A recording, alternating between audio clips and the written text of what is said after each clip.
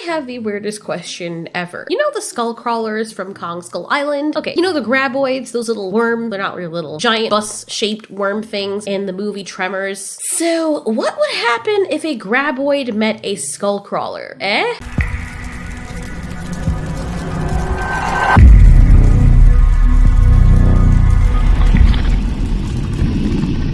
It is from my understanding that Skullcrawlers are very hardy, very resilient creatures. They actually live in the Earth's bosoms. They are a subterranean animal. They are carnivorous, they hunt in packs when it suits them, and they're just overall badass. Very agile. The only two limbs they have are these two big arms that also serve as legs that they can use to choke someone out. Or for kidnapping children, whichever one is your pick of the day. Their teeth are razor sharp, and their prehensile tails can be used to wrap around stuff and squeeze them like an anaconda. Don't want none unless you got Bun's Hut. But the Graboids also have this strange penile extension coming from out of the middle of their faces that serves kind of like a second mouth. It's used to grab things, hence them being called Graboids. Actually, they have a few of those suckers coming out of their mouths. Freaking gross. As big and sloshy as they are, the Graboids only have an advantage when they're under the earth because it acts kind of like water for them. They can just go through the soil or under the earth like it's nobody's business. And it makes me wonder, how are there not more sinkholes than we've seen in the movies? That whole place should be collapsing in on itself. Anyways, their jaws are very powerful, and I'm pretty sure that they can get to a certain size that we'd render it a get out of dodge level situation. Would the Graboid and Skullcrawler even meet each other? Well, it seems as though Skullcrawlers may be native only to Skull Island, but is that really true? Because these dudes came out from the subterranean. They were living in the earth, presumably living in the hollow earth. So I think that means they could go anywhere they want on the earth, right? Unless, of course, something is blocking their way, or there's some other kind of kaiju or something more dangerous and they are waiting on the other side of where they should be crossing to get to the rest of the world, which I find highly unlikely. Maybe there's something about being underneath Skullcrawler's behomo that makes them feel okay. Maybe they can't exist anywhere else. Like, the only other place they can exist is under all those oceans, and there's more oceans on the globe than there is land, so I understand why it would be a little bit awkward. Not to mention a whole bunch of other kaiju are not on Skull Island or around those areas, so I guess you get the point. But let's just say that Graboids made their way to Skull Island, or let's just say that Graboids made their way to another island and the Skullcrawlers met them in the middle. Who would attack who first? Well, certainly the Graboids. If you guys remember the movie Tremors, or if you haven't watched it, the Graboids were actually very aggressive predators, and they hunted via doop-de-doo vibrations. Anything that stepped on the sand, they would kill it. Just like an anteater. They feel any kind of vibration, it automatically means food. The sand or the soil or earth around the Graboids basically acts as like a spider web to spiders. Something jiggles up above, that's their doorbell or dinner bell rather, telling them that there's food. They grab first, ask questions later, or rather don't ask questions at all. So, no doubt the Graboids would probably attack the Skullcrawlers first, just on principle because it's instinct. They just attack. It's just what they do. They're sand sharks. The Skullcrawlers, of course, would fight back. Now, one Skullcrawler, a regular sized Skullcrawler, and a very adult sized Graboid, it's probably going to be one of those situations where the Skullcrawler is going to fight to its utmost best, and the Graboid might kill it if it grabs it in the right way. Like, if it grabs that thing's head and starts mashing it inside, it's gonna be a problem. These things are like freaking snakes, and I think their stomachs are also very acidic. The inside of the Graboid would be as tight as can be and compress the creature, and if the Skullcrawler's arms go in last, they're gonna be in a very strange disadvantage. They're going to be dead in a matter of seconds if they suffocate. And yes, the Skullcrawlers need to breathe, so they must have an air source. Odd. That's another thing I have to ask. Like, where do they get their oxygen? Do they even breathe oxygen? Okay, let's say they do need oxygen, but they can't breathe inside of something's stomach with the acid up their nostrils. The other thing we have to account for, though, is the Skullcrawlers are also very strong. They also have limbs. So while the Graboid might be able to grab them, they're not your typical prey animal. Oh no, the Skullcrawlers are at the top of their game. They single-handedly, well, at least double-handedly, because since they only have two hands, eradicated many species. Kong's species is an example of this. King Kong is the only last person of his kind, and it is said in the story that the Skullcrawlers, these cranium reptant creatures, these white-faced devils, are responsible for making his kind stink. They can handle themselves, and also when there is some kind of food that they think is delicious, they're not against working together to get that food. As aggressive as the Graboids are, I don't think they would last very long in the territory of the Skullcrawlers, or any territory for that matter. Even if the Skullcrawlers were to go to the arid desert of where the Graboids graboids are. Yes, they would have to exist above a sandy area because, let's face it, most of that area is sand, and the graboids live above the sand bed. They can go through some rock and gravel, but it is also proven that if they go through like a straight up rock, they'll just end up smooshing themselves to death. They might go through it, but they might come out the other side in pieces. So, their strength is being able to swim through sand or loose earth. Of course, because they live under there, they're like giant earthworms and they make the soil nice and succulent. Now, here's where things get a little bit more sciencey. Since this is the case with the graboids, I don't think that the skullcrawlers would be able to exist in that kind of terrain. Of course, they can travel through loose dirt as well. They're excellent diggers, and they have probably formed a huge tunnel system for themselves, or maybe it was already there, who knows? Maybe they were lizards that lived on the surface and then they moved to the underground, and they are able to dig their way through stuff. I mean, the way that they're shaped tells you that they're able to maneuver through the dirt, but they don't live in the dirt like earthworms and graboids do. Just look at their anatomy. They surely would end up suffocating if they were in the same kind of loose, sandy textured dirt that the graboids live in. Imagine the skullcrawlers as reptilian renditions of rabbits. You will never witness a sea of loose beach sand and a rabbit a little bit under the surface of it just chilling out and spitting up a fountain of sand like it's water doing backstrokes in it. That's not how that works. Rabbits are good diggers, but they need air. They need to form tunnels through basically semi-sturdy dirt until it turns to rock. The same with the skullcrawlers. So the only way a graboid could exist to even fight a skullcrawler is if there was loose dirt for the graboid to travel in. Chances are the graboid and the skullcrawler wouldn't even meet each other unless the skullcrawler was already above ground, and then if the graboid grabs onto the skullcrawler and pulls it beneath, the skullcrawler would be able to exist for a while without oxygen because little dirt's not gonna kill it. It probably could do a while without any air. It would also handle itself very well as it has those huge arms and large claws and its own little tail to wrap around the graboid and squeeze the living daylights out of it. The point is, a skullcrawler would not be easy prey for a graboid. Sure, the graboid has more of an advantage over these two-legged lizard things, but the skullcrawler would make it help for the graboid. And as a matter of fact, I think the graboids would more so be hunted by the skullcrawlers than the graboids hunting the skullcrawlers. The skullcrawlers would see them as easy, mushy prey because other than their faces, the rest of the graboid is basically very leathery to soft. I mean, the way they even evolve and reproduce is for their little babies to eat them out. Like, it's a bit confusing because it kind of seems like they molt from that, but then one graboid equals 3 of the shriekers. But it also seems like they're the babies, but in other Tremors movies, the graboids, the big gold worm things, are the babies. I could see the skullcrawlers using the vibrations to hunt the graboids and try to tear them to shreds. As soon as the graboid rears its head to try and pull one of them under, they would all gang up on it and use their claws to rip into its sides and start eating it alive. Skullcrawlers don't give a damn. The graboids don't necessarily seem very intelligent, so even if one of them were to grab onto the skullcrawler and wrap it up with their 3 snake-like appendages coming from their mouth, and they realize that the thing is more trouble than it's worth, if a skullcrawler were to create certain vibrations again, the graboid wouldn't say, huh, the way that thing is tap dancing up there sounds like a skullcrawler. Let me not go after that because I don't think it's worth eating. No, he would just go and get it again, just like a fish. Although there's some fish that are very intelligent. If they've got maimed by hooks before, they tend to stay away from that. But the graboid, just like a spider, would react to whatever is inside its web, except it can't exactly see what it is. You'd think that it would be able to feel it. A spider sees a praying mantis land in its web, and it's like, oh, okay.